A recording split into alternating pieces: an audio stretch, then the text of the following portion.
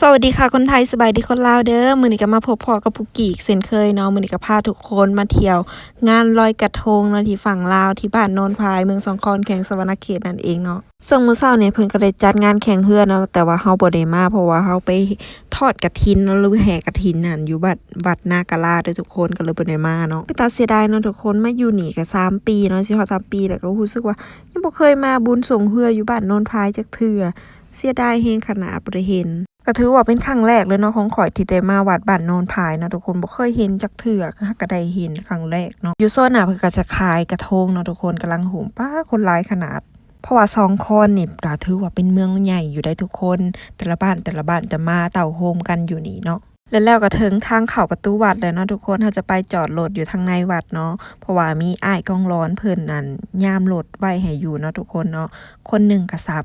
คันหนึ่งก็30,000 กีบเนาะ มาบัดนี้มาเบิ่งบรรยากาศอยู่บ่อนที่เฮาสิลอยกระทงเนาะทุกคนเนาะ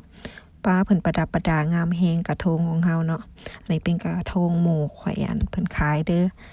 อันหนึง17,000 กีบเพิ่นขายนะปล่อยกระทงในหนองเนาะข่อยก็อันนี้ตั้งใจอธิษฐานคักแน่เนาะ